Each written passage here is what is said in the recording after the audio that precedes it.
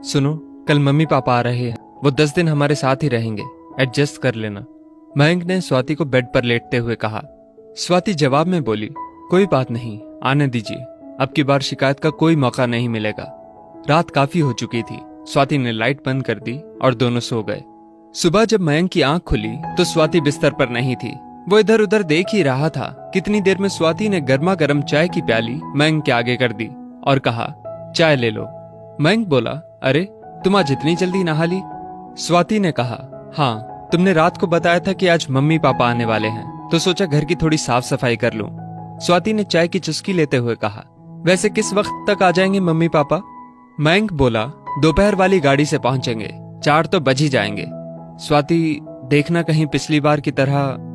मयंक बात पूरी करता उससे पहले ही स्वाति बोली, नहीं नहीं, पिछली बार जैसा कुछ भी नहीं होगा, और उठकर रसोई की तरफ बढ़ गई।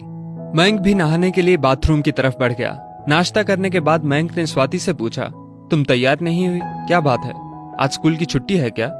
नहीं, आज तुम निकलो, मैं ऑटो से पहुंच जाऊंगी, थोड़ा लेट निकलूंगी। स्वाति ने लंच बॉक्स थमाते हुए मयंक को कहा। बाय बाय कहकर मयंक बाइक से ऑफिस के लिए निकल गया और स्वाति घर के काम में लग गई। मुझे तो बहुत डर लग रहा है। मैं तुम्हारे कहने से वहां चल तो रहा हूँ, लेकिन पिछली बार बहू से जिस तरह खटपट हुई थी, मेरा तो मन ही भर गया था। ना जाने 10 दिन कैसे जाने वाले हैं। मयंक के पिताजी मयंक की माँ से कह रहे थे। मयंक की माँ ने पिताजी को हौसला देते हुए कहा, अजी भूल भी जाइए, बच्ची है, कुछ हमारी भी तो गलती थी। हम भी तो अपनी बहू से कुछ ज्यादा ही उम्मीद लगाए बैठे थे। उन बातों को साल भर बीत गया है, क्या पता कुछ बदलाव आ गया हो। इंसान हर पल कुछ नया सीखता है, क्या पता कौन सी ठोकर किसको क्या सिखा दे। मयंक की माँ ये कहकर चुप हो गई और बीते पल याद करने लगी। 2 भाइयों में मयंक बड़ा था और विवेक छोटा। मयंक गांव से 10वीं करके आगे पढ़ने के लिए शहर आ गया, पर विवेक पढ़ाई में कमजोर था, इसलिए गांव में ही पिताजी का खेती बाड़ी में हाथ बटाने लगा। मयंक बीटेक करके शहर में ही नौकरी करने लगा। स्वाति से कोचिंग सेंटर में ही मयंक की जान पहचान हुई थी। ये बात मयंक ने स्वाति से शादी के कुछ दिन पहले बताई। पिताजी कितने दिन तक नहीं माने थे इस रिश्ते के लिए। वो तो मैंने ही समझा बुझाकर रिश्ते के लिए मनाया था, वरना ये तो अपने दोस्त की बेटी अंजलि से ही मयंक का रिश्ता करने की जिद लगाए बैठे थे। स्वाति के घर वाले शादी के लिए गांव आए थे। 2 साल होने को आए उस दिन को भी। शादी के बाद दोनों शहर में ही रहने लगे। स्वाति भी प्राइवेट स्कूल में टीचर की जॉब करने लगी। पिछली बार जब गांव से आए थे तो मन में बड़ी उमंगे थी, पर 7-8 दिन में ही बहू के तेवर और बेटे की बेबसी के चलते जल्दी गांव वापस जाना पड़ा था। कई बार मयंक को फोन करके बोला भी कि बेटा गांव आजा मिलने, पर वो हर बार कह देता, माँ छुट्टी ही नहीं मिलती, कैसे आऊं? लेकिन मैं ठहरी एक माँ, आखिर माँ का तो मन करता है ना अपने बच्चे से मिलने का। बहू चाहे कैसा भी बर्ताव करे, काट लेंगे किसी तरह ये 10 दिन, पर बच्चे को जी भर कर देख तो लेंगे। अरे भगवान, उठ जाओ, स्टेशन आ गया, उतरना नहीं है क्या? मयंक के पिताजी की आवाज मयंक की माँ को यादों की दुनिया से वापस खींच लाई। सामान उठाकर हम स्टेशन से बाहर आ गए और ऑटो में बैठकर घर के लिए रवाना हो गए। घर पहुंचे तो बहू घर पर ही थी।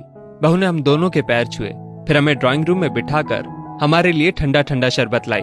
हम लोगों ने जैसे ही शरबत खत्म किया, बहू बोली, आप दोनों सफर से आए हैं, थक गए होंगे, नहा लीजिए, सफर की थकान उतर जाएगी, फिर मैं आपके लिए खाना लगा देती हूँ। इतना कहकर बहू खाने की तैयारी में लग गई। थोड़ी देर में मयंक भी आ गया। हम सब ने कुछ देर बातें की। 8 बज गए थे। बहू ने सबको खाना परोसा और खाने के बाद हम सोने के लिए चले गए। सुबह 5 बजे पिताजी उठे तो बहू उठ चुकी थी। पिताजी को उठते ही गर्म पानी पीने की आदत थी। बहू ने पहले से ही पिताजी के लिए पानी गर्म कर रखा था। नहा धोकर पिताजी को मंदिर जाने की आदत थी। बहू ने उनको जल से भरा लोटा दे दिया। नाश्ता भी पिताजी की पसंद का तैयार था। सबको नाश्ता करवा कर बहू मयंक के साथ ही स्कूल के लिए निकल गई। पिताजी ने भी चैन की सांस ली। चलो अब 4-5 घंटे सुकून से निकलेंगे। दिन के खाने की तैयारी बहू करके ही गई थी, सो मैंने 4-5 रोटियां हम दोनों के लिए बनाई और खा ली। स्कूल से आते ही बहू फिर से रसोई में घुस गई और हम दोनों के लिए चाय बना लाई। शाम में बहू हम दोनों को पास वाले पार्क में ले गई। वहां उसने हमारा परिचय वहां बैठे बुजुर्गों से करवाया। वो अपनी सहेलियों से बात करने लगी और हम अपने नए परिचितों से परिचय में व्यस्त हो गए। शाम के 7 बज चुके थे। हम घर वापस आ गए। मयंक भी थोड़ी देर में अपने काम से वापस लौट आया। हम सब ने एक साथ खाना खाया और फिर खूब सारी बातें की। बहू भी हमारी बातों में खूब दिलचस्पी ले रही थी। थोड़ी देर बाद सब सोने चले गए। अगले दिन रविवार था। बहू, मयंक और हम दोनों चिड़ियाघर देखने गए। हमारे लिए ताज्जुब की बात यह थी कि प्रोग्राम बहू ने बनाया था। बहू ने हमें खूब अच्छे से चिड़ियाघर दिखाया और शाम को इंडिया गेट की सैर भी करवाई। आखिर कल जब विवेक का फोन आया कि फसल तैयार हो गई है और कटने के लिए तैयार है, तो हमें अगले दिन ही गांव वापसी का प्रोग्राम बनाना पड़ा। रात का खाना खाने के बाद हम पैकिंग के लिए अपने कमरे में आ गए। पैकिंग करने के बाद हम सोने ही वाले थे, कितनी देर में बहू हमारे कमरे में आ गई। बहू की आंखों से आंसू बह रहे थे। मैंने पूछा, क्या बात है बहू, रो क्यों रही हो? तो बहू ने कहा, पिताजी, माँ जी, पहले आप लोग एक बात बताइए, क्या पिछले 15 दिनों में कभी आपको ये महसूस हुआ कि आप अपनी बहू के पास हैं या बेटी के पास?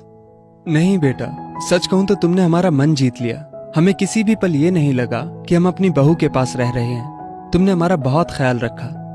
लेकिन एक बात बताओ बेटा, तुम्हारे अंदर इतना बदलाव आया कैसे? बहू बोली, पिताजी, पिछले साल मेरे भाई की शादी हुई थी। मेरे मायके की माली हालत बहुत ज्यादा बढ़िया नहीं है। इन छुट्टियों में जब मैं वहां रहने गई तो मैंने अपने माता पिता को एक एक चीज के लिए तरसते देखा। बात बात पर भाभी के हाथों तिरस्कृत होते देखा। मेरा भाई चाहकर भी कुछ नहीं कर सकता था। मैं वहां उनके साथ हो रहे बर्ताव से बहुत दुखी थी। उस वक्त मुझे अपनी करनी याद आ रही थी कि किस तरह का सुलूक मैंने आप दोनों के साथ किया था। किसी ने ये बात सच ही कही है कि जैसा बोओगे वैसा काटोगे। मैं अपने माँ बाप का भविष्य तो नहीं बदल सकती, लेकिन खुद को बदलकर मैं ये उम्मीद तो अपने आप में जगा ही सकती हूँ कि कभी मेरी भाभी में भी बदलाव आएगा और मेरे मम्मी पापा भी सुखी होंगे। बहू की बात सुनकर मेरी आंखें भर आईं। मैंने बहू को कसकर गले से लगा लिया। हाँ बेटा, अवश्य, एक दिन अवश्य ऐसा होगा। ठोकर सबको लगती है, लेकिन संभलता कोई कोई ही है। लेकिन हम दुआ करेंगे कि तुम्हारी भाभी भी संभल जाए। बहू अब भी रोए जा रही थी। उसकी आंखों से जो आंसू गिर रहे थे वो शायद उसकी पिछली गलतियों के प्रायश्चित के आंसू थे।